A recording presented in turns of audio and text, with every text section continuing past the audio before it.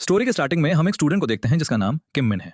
सुबह के अलार्म से उसकी आंख खुलती है और वो खुद से कहता है, रोज सुबह जब मेरी आंख खुलती है तो मैं बस यही प्रे करता हूँ कि भगवान आज बीमार कर दो यार, ताकि स्कूल ना जाना पड़े, या फिर रास्ते में कोई छोटा मोटा एक्सीडेंट ही करवा दो, रिकवर होने में 2 साल लग जाएं और सीधा ग्रेजुएशन का दिन आए। सच बताऊं तो मुझे मौत से डर नहीं लगता, मौत से भी ज्यादा खौफनाक मेरा ये नर्क जैसा स्कूल है। ये कहते हुए वो स्कूल पहुंचता है, तभी वो स्कूल की बिल्डिंग पर अपने फ्रेंड डे सियोक को खड़ा हुआ देखता है जो सुसाइड करने जा रहा था। फिर हम फ्लैशबैक में देखते हैं कि क्लास का एक स्टूडेंट है जिसका नाम जून हियोंग है। वो क्लास में बैठकर फोन चला रहा था। टीचर उसे मना करती हैं तो वो उनसे कहता है, अरे ये ऑनलाइन क्लासेस चल रही हैं, ये आपसे कहीं ज्यादा अच्छा पढ़ाते हैं, आपको भी इनसे कुछ टिप्स ले लेने चाहिए। तो टीचर कहती हैं, क्या तुम्हें अपने टीचर से बात करने की तमीज नहीं है? इस पर वो बहुत ही एटीट्यूड में बोलता है, अरे कुछ दिनों के लिए तो आई हो यहाँ, खुद को परमानेंट टीचर मत समझो, कहो तो अपने डैड से कहकर तुम्हारी नौकरी पक्की करवा दूं, इसलिए फालतू की बकवास बंद करो और जाकर अपना काम करो। उसका टीचर से इस तरह बदतमीजी करना डे सियोक को सही नहीं लगता, इसलिए वो उसको एक पंच मार देता है और कहता है, तू अपनी इन घटिया हरकतों से बाज नहीं आएगा ना। तभी जून हियोंग के जो चमचे थे वो सभी मिलकर दे सॉक को पीटना स्टार्ट कर देते हैं। टीचर उन्हें रोकती हैं पर वो लोग उन्हें भी पकड़ लेते हैं। बाकी और कोई भी दे सॉक की हेल्प नहीं करता। उसे बुरी तरह पीटने के बाद वो लोग उसका एक अजीब सा गेटअप करके उसे पूरे स्कूल में घुमाकर इंसल्ट करते हैं। ये सब देखकर किम मिन उनकी शिकायत टीचर से करने के लिए जाता है। तभी वो टीचर्स की बातें सुनता है जो कह रहे थे, ये आजकल के बच्चे सिर पे चढ़ गए हैं, आखिर हम करें तो क्या करें। तो दूसरे टीचर बोलते हैं, ये तो सोचना भी मत कि हमारे डांटने से सुधरने वाले हैं, हालात पहले से बहुत ज्यादा खराब हो चुके हैं। स्कूल का सत्यानाश तो उसी दिन हो गया था जब स्टूडेंट्स पर हाथ उठाने पर बैन लगा था।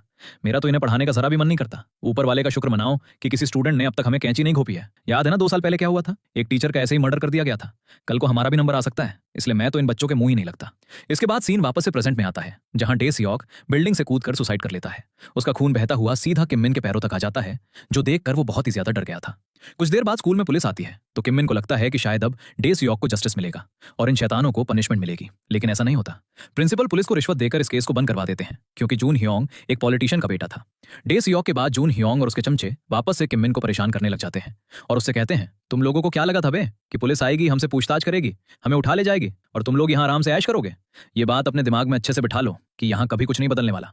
फिर वो जबरदस्ती किम मिन के मुंह में बियर डाल देते हैं। कुछ देर बाद किम मिन भी उसी जगह पर खड़ा था जहां कल डे सियोक ने कूदकर सुसाइड की थी, लेकिन उसके अंदर सुसाइड करने की भी हिम्मत नहीं थी, इसलिए वो वहीं बैठकर रोने लग जाता है। इसके बाद वो जैसे क्लास में आता है, एक लड़का वापस से उसके पेट में एक जोरदार लात मार देता है और कहता है, यार फाइटिंग प्रैक्टिस के बाद मेरा खुद पर काबू नहीं रहता, सॉरी भाई। इस पर किम मिन कहता है, कोई बात नहीं। लेकिन फिर भी वो लड़का किम मिन को दोबारा से बहुत बुरी तरह पीटने लगता है और कहता है, ले भाई तू भी मुझे एक बार मार ले। फिर अपनी आंखें बंद करके अपना गाल आगे कर देता है क्योंकि उसे पता था कि किम मिन में तो मारने की हिम्मत ही नीड सी नहीं है।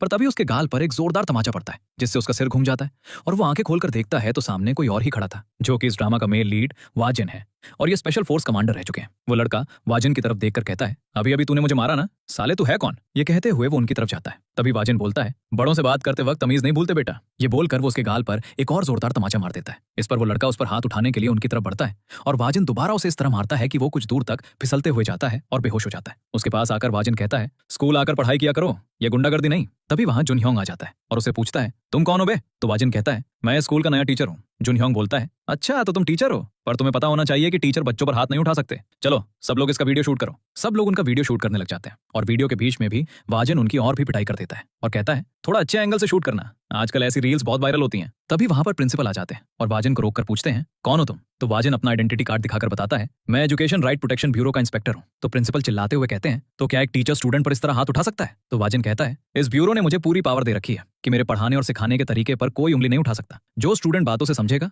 उसे मैं बातों से समझा लूंगा, लेकिन जो लातों के भूत हैं उनका भूत मैं लातों से ही उतारूंगा। आज से मैं यहाँ सभी को तहजीब का असली सबक सिखाऊंगा। इसके बाद वाजिन ऑफिस में आकर प्रिंसिपल से कहता है, देसौक जिस क्लास में था मैं उसी क्लास को पढ़ाऊंगा। तो प्रिंसिपल कहते हैं, यहाँ के सभी बच्चे बहुत हाई क्लास फैमिली से आते हैं, अगर उनके बच्चों के नंबर्स कम हुए तो वो लोग हमारी वाट लगा देंगे। वाजिन बोलते हैं, अच्छा तो ये प्रॉब्लम है, पर अगर हम इन अमीरजादों से डरने लगे तो फिर इन्हें सही रास्ता कौन दिखाएगा? फिर वो क्लास में आकर सभी बच्चों की अटेंडेंस लेता है। जब देसौक का नाम आता है तो उसकी डेस्क खाली थी। वो सभी से पूछता है, तुम लोगों को पता है कि उसने सुसाइड क्यों की थी? तो जुन हियोंग का एक चमचा बोलता है, अरे वो फेल होने के डर से टपक गया, वो इतना बड़ा गधा था कि एग्जाम देने से ही डर गया। ये बात वो बड़े ही मजे से बता रहा था। तभी वाजिन उसके लिप्स पकड़कर खींच लेता है और कहता है, यहाँ किसी की जान गई है और तुम्हारी ये कैंची जैसी जबान उसका मजाक बना रही है। ये क्लास तो सच में कमाल की है।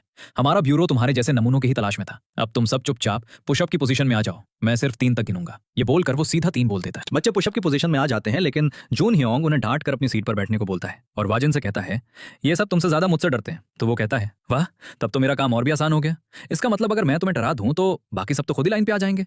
ये बोलकर वो उसका मुंह पकड़कर उसे डेस्क से चिपका देता है और कहता है, आज से तुम जैसों का हर दिन किसी नर्क से कम नहीं होगा। उसका कान डेस्क से चिपका हुआ था और तभी वाजिन डेस्क पर एक जोरदार हाथ मारता है, जिसकी आवाज से जून हियोंग के कान के पर्दे फट जाते हैं और फिर सबसे पहले वही पुशअप की पोजीशन में आता है और उसके बाद बाकी सारे स्टूडेंट्स भी। इसके बाद लंच टाइम में भी जून ह्योंग खाने की लाइन तोड़कर आगे आ जाता है। जब वाजिन उसे पीछे जाने के लिए कहता है तो वो खुद ही अपने हाथ से खाना उठाकर अपनी प्लेट में रख लेता है और जाकर डस्टबिन में फेंक देता है। पर तभी पीछे से उसे एक जोरदार लात पड़ती है और डस्टबिन का सारा खाना उसके ऊपर गिर जाता है। वाजिन बहुत ही प्यार से कहता है, अरे यार, तुम एक पॉलिटिशियन के बेटे हो, ये गंदी यूनिफॉर्म पहनकर अच्छे थोड़ी लगोगे। ये बोलकर वो पोछा लगाने वाले कपड़े से उसका मुंह साफ करता है और फिर उसे उसके सिर पर ही रख देता है और कहता है, अरे वाह, इसमें तो तुम बिल्कुल पापा की परी लग रहे हो। बाकी सब लोग इसकी रील बना लो यार। ये देखकर सारे बच्चे जून ह्योंग का मजाक उड़ाते हैं। वाजिन जून ह्योंग से कहता है, तुमने खाना गिराया है तो सफाई भी तुम्हें ही करनी पड़ेगी। लेकिन वो सफाई किए बिना ही वहां से चला जाता है। पर जब वो घर पहुंचता है तो वहां उससे पहले वाजिन उसके डैड ग्वांग के पास बैठा हुआ था और फ्रूट्स एंजॉय कर रहा था। जब जून ह्योंग घर आता है तो उसके डैड वाजिन से कहते हैं, बताइए आपको इसके बारे में क्या कंप्लेन करनी थी। तो वो बताते हैं, आपका लाडला बेटा स्कूल में गंदगी फैलाने के बाद बिना सफाई किए ही भाग आया, तो मैं बस इसे वापस ले जाने आया हूं। तभी जून ह्योंग गुस्से में डैड से बोलता है, डैड ये जानबूझकर मुझे टारगेट कर रहे हैं, ये मुझे दैसो के केस में फंसाना चाहते हैं। ये सुनकर डैड को भी गुस्सा आ जाता है, लेकिन वाजिन उन्हें इग्नोर करके सीधा जून ह्योंग के कान पकड़ता है और उसे वहां से ले जाने लगता है। तभी ग्वांग बोलते हैं, तुम बहुत बड़ी गलती कर रहे हो। तो वाजिन कहता है, आपके इस बिगड़े हुए बेटे को सुधारने में अब मुझसे कोई गलती नहीं होगी। और फिर उसे ले जाकर वो स्कूल में टॉयलेट साफ करवाता है।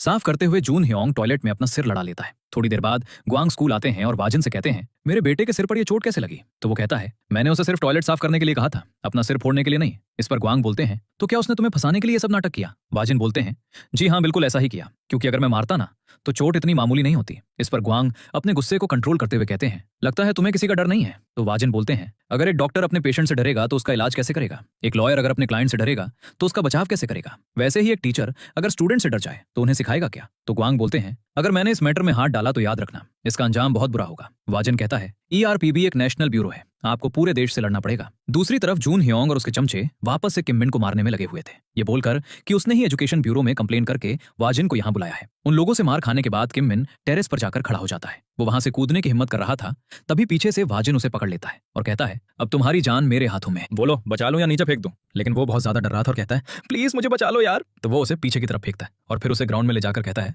जून ह्योंग और उसकी गैंग हमेशा तुम्हें पीटते रहते हैं, तो तुम कब तक ऐसे ही मार खाते रहोगे। वो कहता है, अगर बदले में मैं भी उन पर हाथ उठाऊंगा तो क्या सच में कुछ बदल जाएगा। वाजिन कहता है, मैंने कब कहा कि तुम उन पर हाथ उठाओ, तुम वहां से पतली गली पकड़ के भाग जाया करो ना। तो किम मिन बोलता है, पर मैं कब तक भागता रहूंगा। वो भी कहता है, हाँ बात तो सही है, हमेशा तो भाग नहीं सकते, तो फिर किसी बड़े से शिकायत करके देखो ना। तो किम मिन कहता है, इससे कोई फायदा नहीं होने वाला। वाजिन बोलता है, जब तक फायदा ना हो तब तक कोशिश तो करनी पड़ेगी ना, इस दुनिया में अभी भी अच्छे लोग बचे हैं। इसके बाद वो किम मिन की भागने की प्रैक्टिस करवाता है और उसको अपने साथ कैंटीन में खाना खिलाने भी लेकर आता है। फिर हम ग्वांग को देखते हैं जो एजुकेशन मिनिस्टर गैंग के पास आते हैं और कहते हैं, मैंने सुना है कि ये एजुकेशन ब्यूरो आपने खड़ा किया है, आखिर आपको ये फालतू का ब्यूरो बनाने की जरूरत क्या थी। मिनिस्टर गैंग बोलते हैं, क्योंकि मुझे तकलीफ होती है, आपने सुना ही होगा 2 साल पहले एक टीचर को उसी के स्टूडेंट ने जान से मार दिया जिसे वो पढ़ाया करती थी, इसीलिए मैंने ये ब्यूरो बनाया है ताकि स्कूल्स का सिस्टम सुधारा जा सके और दोबारा ऐसा कुछ ना हो। ग्वांग कहते हैं, इस ब्यूरो को जल्द से जल्द बंद करवा दें और उन्हें इनडायरेक्ट धमकी देते हैं कि अगर उन्होंने ऐसा नहीं किया तो वो उनका पॉलिटिकल करियर खत्म कर देंगे। पर इन बातों पर मिनिस्टर गैंग सिर्फ हंसते रहते हैं। फिर हम एक इवेंट का सीन देखते हैं जहां आज ग्वांग अपनी स्पीच देने वाले थे। वहीं पर सभी रिपोर्टर्स के फोन में एक नोटिफिकेशन आता है।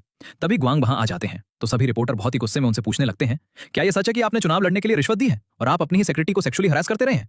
क्या आपने गवर्नमेंट प्रॉपर्टी का अपने पर्सनल कामों के लिए गलत इस्तेमाल किया है। उन क्वेश्चन से परेशान होकर वो वहां से रूम में आ जाते हैं जहां मिनिस्टर गैंग पहले ही होते हैं। उन्हें देखकर गुस्से में ग्वांग बोलते हैं, इन सब के पीछे तुम्हारा ही मास्टरमाइंड है ना, तुमने ऐसा क्यों किया, मैंने तुम्हारा क्या बिगाड़ा था।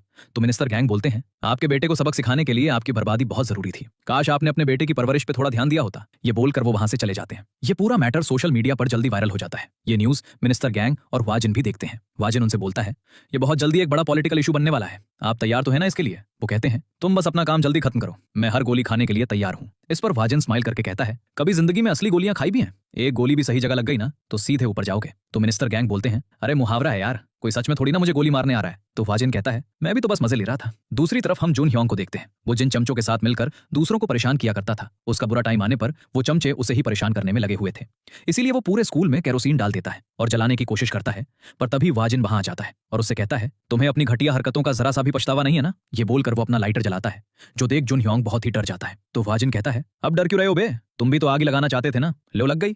ये बोलकर वो अपना लाइटर जमीन पर फेंक देता है और वहां आग लग जाती है। जुन ह्योंग चीख चीख कर अपनी हेल्प के लिए भीख मांगने लगता है और अपनी गलती की माफी भी मांगता है। उसकी आंखों में जब मौत का डर साफ नजर आने लगता है, उसके बाद वाजिन आग बुझाकर उसे बचा लेता है और उसका कॉलर पकड़कर बोलता है, तुम्हारी तरह देसो को भी मौत से डर लगता था, लेकिन सिर्फ तुम जैसों की वजह से उसे सुसाइड करनी पड़ी। पहले फ्लैशबैक में दिखाया जाता है कि देसो के डैड एक बिजनेस ओनर थे। जब उन्हें पता चलता है कि देसो को स्कूल में परेशान किया जा रहा है तो वो इसके खिलाफ अकेले ही प्रोटेस्ट करते हैं, लेकिन इसके बाद ग्वांग उनका बिजनेस ही बर्बाद कर देते हैं। इसके लिए देसुक जुन ह्योंग से माफी मांगता है और कहता है, मैं किसी को भी तुम्हारे बारे में कुछ नहीं बताऊंगा, पर प्लीज मेरे डैड को बर्बाद मत करो। अपने डैड से कहो कि मेरे डैड को छोड़ दें, तुम जो बोलोगे मैं सब करूंगा। इस पर वो कहता है, तो जा और जाकर मर जा। और इसके बाद ही देसुक ने सुसाइड कर ली थी। उसने सुसाइड इन चीजों से बचने के लिए नहीं की थी, बल्कि ये सब ठीक करने के लिए की थी। प्रेजेंट में वाजिन कहता है, स्टूडेंट्स को लाइन पर लाने के लिए हम उन्हें वही दर्द देंगे जो उन्होंने दूसरों को दिया है, ताकि उन्हें यह एहसास हो कि उन्होंने जो किया वो कोई गलती नहीं, बल्कि एक ऐसा गुनाह है जो दूसरों की जान तक ले सकता है। स्टूडेंट के लिए सबसे अच्छी शिक्षा वही है जो उसे जिंदगी का असली सबक सिखाए। लेकिन अब भले ही तुम्हें अपनी गलती का एहसास हो गया हो, पर देसुक तो कभी लौटकर नहीं आने वाला। इसके बाद जुन ह्योंग और उसके साथ जो दूसरों को परेशान करने वाले लड़के थे, उन्हें अरेस्ट कर लिया जाता है। इस स्कूल को सबक सिखाने के बाद वाजिन यहाँ से चला जाता है। उसके बाद हम उसको एक लड़की की ग्रेव पर देखते हैं जिसका नाम गा यून था और वो उसकी फियांसे थी। दूसरी